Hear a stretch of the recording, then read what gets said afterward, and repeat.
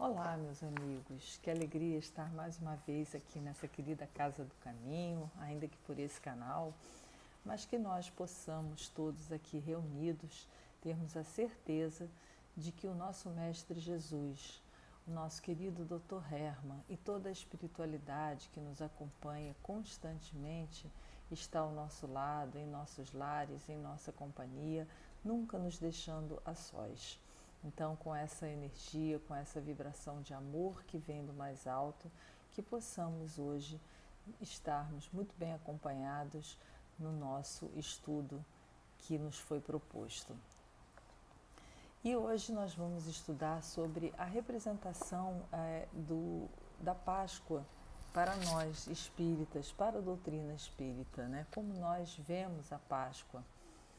E esse assunto é muito interessante, principalmente nessa época, porque nós damos poucas vezes nós estudamos sobre isso, e isso é tão importante, porque a Páscoa, na verdade, era uma celebração antiga, é uma celebração judia, que vem desde os tempos da escravidão do povo hebreu aos egípcios, né? E eles, com a libertação desse povo, essa data é celebrada durante todo esse tempo. Então havia uma conotação de sentimento de libertação. E não à toa Jesus passa o seu mandato aqui entre nós e ele conclui essa experiência exatamente nesse período para trazer para cada um de nós um sentido novo da Páscoa, não só da libertação do corpo, não só da libertação dos bens materiais, da escravidão dos povos, mas sim a libertação do espírito, algo novo que estava chegando para nós e que precisaria de um movimento muito impactante para que nós pudéssemos olhar de forma diferente. Então, nós entendemos o que?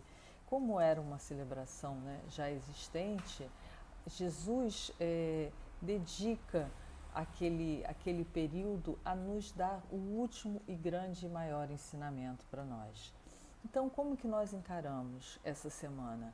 A semana, a sexta-feira, com muita compaixão em nossos corações pelas dores e pelo sofrimento que Jesus passou para nos deixar uma grande lição. Então, um momento de recolhimento, onde nós devemos nos lembrar de que tudo passa, né? E que, assim como para Jesus passou, para nós também passará. Claro que para Jesus, com o entendimento e a lição que ele precisava dar, ele deixa grandes ensinamentos para nós, e nós, ao terceiro dia, né, temos a ressurreição, que ele nos traz, a ressurreição da alma. E esse é o ponto principal que Jesus vem nos mostrar quando ele mata a morte, né, e vivifica o espírito. Então, para nós espíritas, essa semana ela tem que ser encarada com um grande momento realmente de reflexão sobre as nossas próprias vidas, né? Quando Jesus nos traz seu próprio testemunho, o grande interesse dele não era se tornar a pessoa mais importante da história da humanidade, embora assim o tenha ficado e ainda continua sendo e será para sempre, mas principalmente para que nós trouxéssemos esse exemplo, como os próprios Espíritos disseram, Jesus é o nosso modelo e guia, para que nós pudéssemos encarar as nossas dificuldades e as nossas dores. Então, vamos analisar. Jesus foi traído por um de seus companheiros, a quem ele sempre dedicou tanto amor, tanto carinho. Foi negado 3 vezes pelo companheiro, né, de todas as horas. Foi condenado injustamente e esteve sempre a sós nesses momentos, né? Essas dores internas são dores da alma, né? E aí nós vamos extraindo a grande lição que o nosso testemunho, né, perante as leis divinas, elas sempre serão de ordem pessoal, né? Nós não podemos esperar que outras pessoas venham a nos auxiliar ou vivenciar a nossa história. Por mais que nós sempre tenhamos ajuda dos nossos amigos, tanto espirituais quanto dos encarnados, que se dispõem a nos auxiliar, o nosso testemunho, a nossa trajetória, ela é única e pessoal, assim como do espírito, né, que é imortal e que, portanto, irá atravessar por todas as suas adversidades, deixando grandes amores, né, pelo caminho, mas principalmente o seu testemunho é individual. Então aí talvez a grande lição que Jesus tenha nos dado. Percorremos as nossas jornadas, a nossa jornada sempre com muitas glórias, com muitos acertos, com muitas alegrias, mas muitas vezes somos atirados à dor, à traição, à negação. Qual de nós ainda não teve durante a sua caminhada, passado por esses sentimentos, ter tido esse tipo de testemunho, de ter sido traído, de ter sido negado, de ter sido abandonado e de se sentir imensamente só, né? Essa experiência, principalmente, tem que ser encarada como nas nossas experiências iluminativas. Essa também uma das grandes lições de Jesus, que no fim esse é o trabalho para a nossa iluminação. Não que estejamos aqui enaltecendo a dor, não se trata disso, mas ela faz parte da nossa caminhada, da nossa trajetória, para que possamos finalmente alcançar a iluminação. Mas as lições que Jesus nos trouxe, obviamente, não ficaram somente nesse campo. Elas avançaram, inclusive, e principalmente, no sentido da ressurreição que ele vem nos trazer. A começar pela primeira pessoa a quem Jesus se apresentou após, né, não encontrarem mais o corpo dele no túmulo e pensando que havia sido roubado, Jesus aparece para Maria de Magdala, uma mulher que durante grande parte de sua vida esteve no equívoco e que ao cruzar o caminho com Jesus optou e fez a grande transformação moral, talvez um dos maiores exemplos que nós temos na história sobre transformação moral, sobre mudança, sobre modificação, sobre deixar os seus próprios vícios e deixar desabrochar o amor.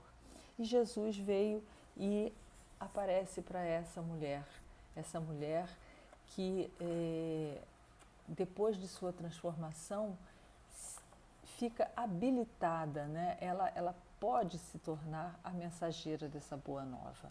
Então, olha que é a portadora dessa grande notícia para todos. Jesus não morreu, Jesus vive e está entre nós. É claro que nesse momento Jesus mexe com uma série de situações da sociedade na época. A mulher não significava absolutamente nada, ela não tinha opinião, tudo que ela dissesse não era verdade, era como um objeto, né? E no momento em que Jesus surge, né, para uma mulher e dá a ela a possibilidade de levar a boa nova, ele grandifica o significado da mulher, né? E Jesus tinha um grande carinho por todas as mulheres, ele tinha um grande respeito por essa que é aquela co-criadora de Deus. E ele chancela isso no momento onde a sociedade só esmagava as mulheres, né? É claro que quando ela levou essa notícia para os amigos, para os apóstolos, eles não acreditaram, ainda mais vindo de uma mulher, né? Mas ela não desistiu, continuou a insistir até que Jesus aparece para eles, né? Então nós vamos ficando nesse momento onde eles também não acreditam, os apóstolos, os amigos de Jesus, com outra grande lição, a nossa fragilidade humana, né?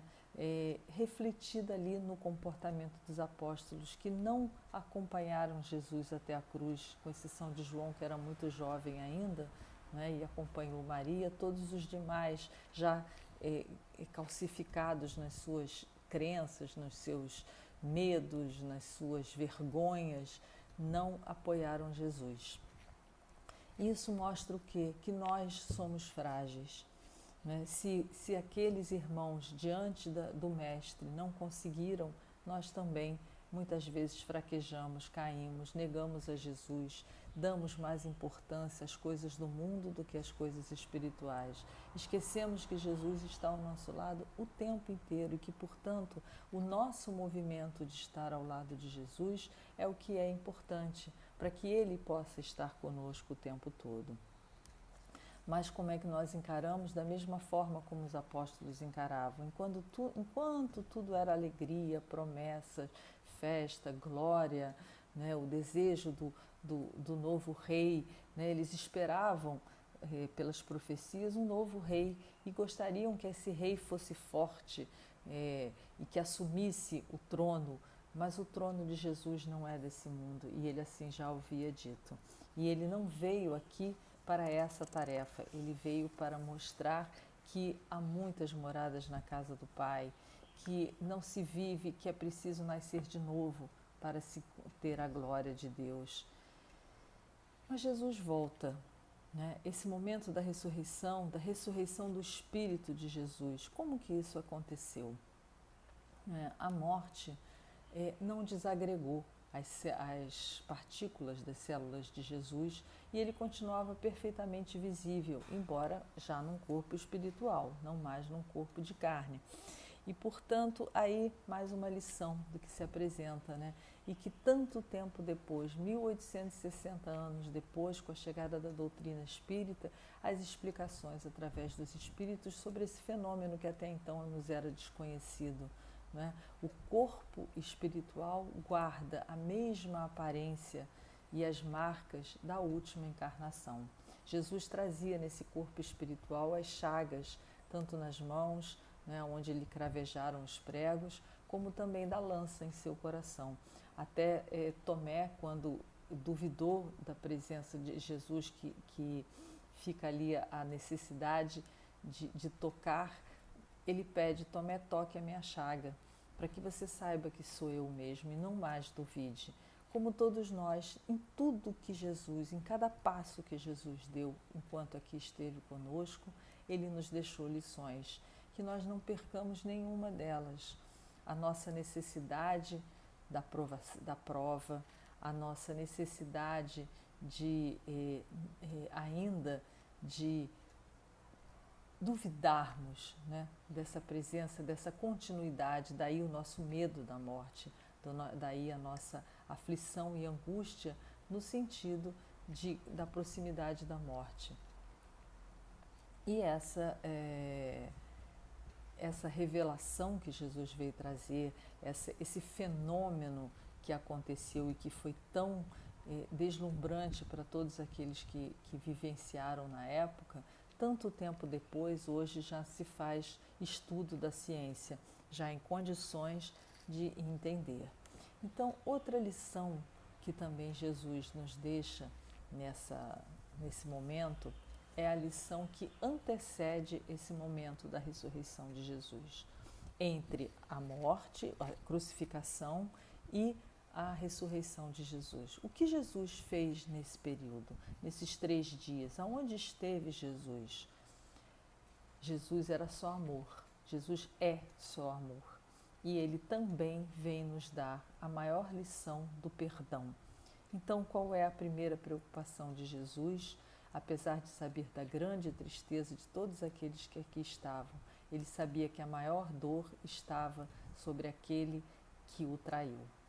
Jesus transcende, se densifica mais ainda e atinge as camadas mais inferiores, aonde Judas estava em sofrimento, nas trevas, em dor, em grande angústia inimaginável. Para quê? Para lhe levar o perdão, o lenitivo do perdão. O perdão é alguma coisa que nos tira das zonas mais escuras, tanto para aquele que perdoa, quanto para aquele que é resgatado. Então, a pergunta fica: mas então Judas, naquele momento, é resgatado e alçado aos céus? Não, ele é perdoado para que esse peso da culpa, para que esse peso de que nada mais é possível, e ele vem lhe mostrar que o espírito continua e que, portanto, aquele erro cometido naquele momento pode ser reparado. E Judas prossegue a sua caminhada a partir desse ato de amor incondicional de Jesus, e ele segue por inúmeras outras encarnações até vir a se redimir completamente na encarnação de Joana d'Arc. E nós? Quanto tempo levaremos para nos redimir das nossas dívidas, das nossos erros? Vamos deixar a culpa, né, de lado e vamos saber que Jesus nos perdoa. Vamos perdoar os nossos irmãos, aqueles a quem nós ofendemos, aqueles a quem nós levamos muitas vezes rancor por termos feito alguma coisa conosco. Se Jesus, que passou por todo aquele sofrimento, foi capaz de perdoar Judas, nós também podemos. Ali ficou a grande lição. Não podemos ficar pensando, mas isso foi Jesus. Mas nós não conseguiríamos fazer o que Jesus fez em toda a sua plenitude, mas nós conseguiremos. No entanto, ele nos deixou a lição do perdão. Que assim façamos. É claro que no começo é difícil. Tenhamos no primeiro momento a compaixão. Depois que nós exercitarmos bastante a compaixão, ainda que a distância por aquele que nos ofendeu, nós vamos travar um sentido de amizade e finalmente chegar ao do amor. Pode ser que não consigamos mais conviver nesse momento com aquele nosso inimigo, mas se nós usarmos desse mesmo amor, dessa mesma vontade, né, de perdoar que Jesus teve, com esse mesmo ímpeto que Jesus teve, de produzir imediatamente o perdão, tão logo lhe foi possível, nós modificaremos muitas coisas em nossa caminhada. Mas Jesus ressurge e ele ainda fica conosco. Ele ainda fica conosco por 40 dias. E por quê? Para demonstrar sobre a realidade da vida espiritual. Não poderia ser somente um fenômeno de aparição para poucos. Ele vem e ele dá inúmeras lições nesse período em que ele ainda aparece entre todos. Jesus também aparece não só para os discípulos, porque se ele só aparecesse para os discípulos, certamente muito seria dito de que poderia ser uma farsa, que seria uma mentira, porque afinal de contas eles poderiam ter se reunido e ter decidido dizer que Jesus não havia morrido, já que eles amavam tanto e a partir dali quisessem impor as suas lições. Mas não, Jesus aparece em vários lugares. Aparece na estrada de Emaús para 2 viajantes, conversa com eles durante praticamente um dia inteiro. Aparece na Galileia, aparece em Jerusalém, aparece para uma multidão de mais de 500 pessoas. Por quê? Ora, aparecer na Galileia, aparecer em Jerusalém, sair de um lugar e estar em outro imediatamente, grandifica o sentido do Espírito e todas as suas possibilidades, né? Culminando na sua ascensão ao que nós chamamos de céu, né? A ascensão aos céus, que nada mais é do que as paragens superiores que nós denominamos de céus. O seu corpo ele não era um corpo material. Os relatos é de que Jesus foi ascendendo e se transformando em luz.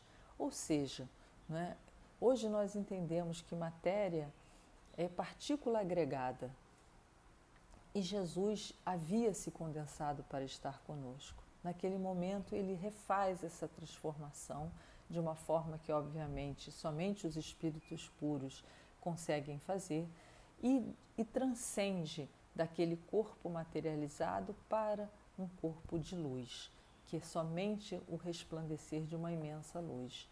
Nós também assim o faremos. Hoje nós ainda temos a nossa luz pequena, mas o que Jesus disse para cada um de nós? Brilhe a vossa luz.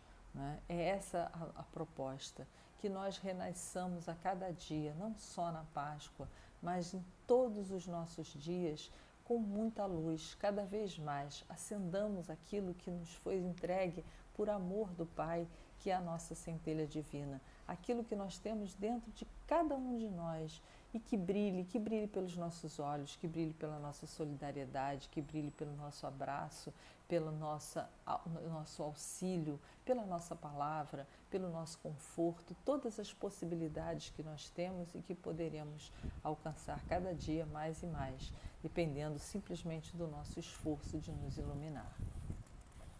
Então, qual o verdadeiro sentido da Páscoa para nós espíritas? Para nós que acreditamos na imortalidade da alma, para nós que sabemos da transformação que o espírito necessita. Kardec vem nos trazer que o bom espírita é aquele que se esforça para empregar e dominar as suas más tendências. Então, a transformação do homem velho no homem novo. Daí esse verdadeiro sentido da Páscoa para nós, que todos os anos vem para nos relembrar, vem para que nos fortalecer na certeza de que nós podemos nos transformar, que nós podemos ser seres melhores. Essa é a proposta de um mundo novo, a proposta da Páscoa de Jesus para conosco. Para o judeu, era a saída, né, daquele cativeiro, né, para a liberdade. Para nós, a saída do nosso cativeiro, do corpo físico, e entendermos que o espírito que hoje habita nos nossos corpos habitará para sempre. Então, que nós tenhamos muita compreensão sobre esse ensinamento, que nós olhemos as nossas dificuldades, que nós olhemos as nossas dúvidas, que nós olhemos os nossos erros e possamos analisar, e nesse momento em que nós somos chamados para essa transformação, que nós não nos esqueçamos que é um dia de cada vez, que se nós temos grandes dificuldades, que nós usemos esse momento da Páscoa para fazer um mergulho interior e observemos qual é o nosso maior defeito, qual é a nossa maior dificuldade. Listemos, peguemos realmente um papel, coloquemos todas as nossas dificuldades, não precisamos mostrar isso para ninguém, só para nós. E vamos começando pela que é mais veemente, ou então pela que é mais fácil, não tem problema. Vamos escolher essa semana para nós treinarmos a mudança de alguma dificuldade que nós temos, a menor que seja. Se eu tenho a dificuldade da mentira, essa semana, só por uma semana eu não vou mentir. Só por hoje eu não vou mentir. Ao final, quando nós vencermos cada obstáculo desse que nós listarmos, dos nossos vícios, da nossa inveja, da nossa ignorância, da nossa preguiça, do nosso ego, que é talvez o maior, talvez não, com certeza o maior dos nossos problemas, os espíritos já assim o disseram, o egoísmo é a grande chaga da humanidade. Quando atingirmos ao ego, nós estaremos muito melhores e poderemos avançar.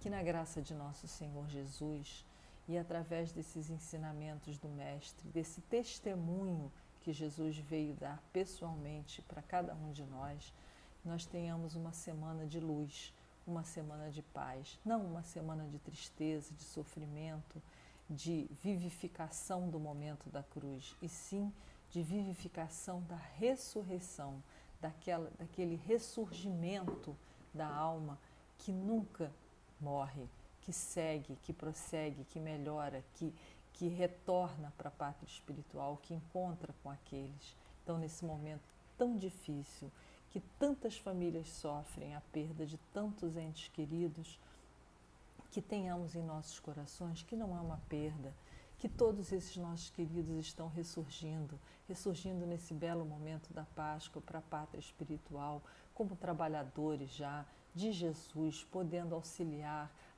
aos que chegam em dor e em sofrimento.